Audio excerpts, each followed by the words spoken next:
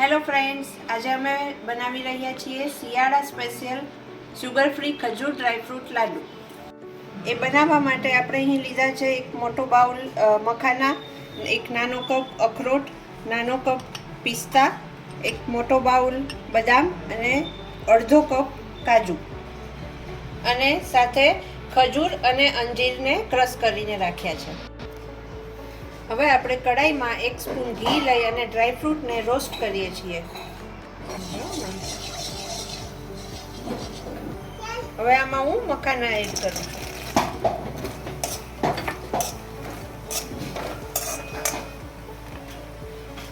મખાના થોડા રોસ્ટ થઈ જાય પછી આપણે સાથે સાથે એમાં એડ કરીશું બદામ.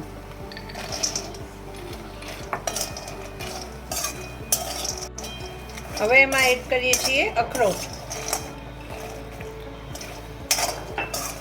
આ બધું આપણે ડ્રાય રોસ્ટ જ કરવાનું છે. હવે આપણે એમાં પિસ્તા પણ એડ કરીએ છીએ અને હવે કાજુ પણ એડ કરીએ.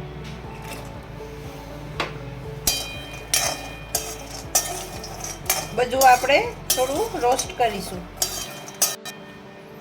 હવે આપણું ડ્રાયફ્રૂટ સરસ રીતે રોસ્ટ થઈ ગયું છે. હવે આપણે એને ગેસ બંધ કરી અને ઠંડુ થવા દેશું અને પછી એને મિક્સરમાં સરખું ક્રશ કરી લેશું. હવે આપણે અહીંયા કડાઈમાં 1 મોટી ચમચી ઘી લઈ અને ખજૂર અને અંજીરને સાંતળી લઈશું.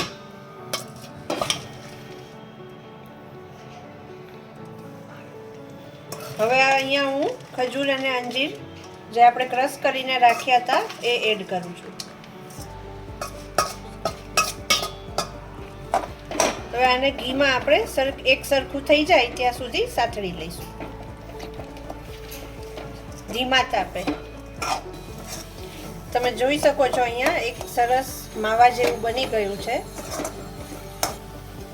હવે અહીંયા આપણે ગેસને બંધ કરી દઈશું. આ બની ગયું છે. હવે એમાં આપણે ક્રશ કરેલા જે ડ્રાયફ્રૂટ આપણે રોસ્ટ કર્યા હતા એને ક્રશ કરીને લીધા છે એમાં મિક્સ કરી દઈશું.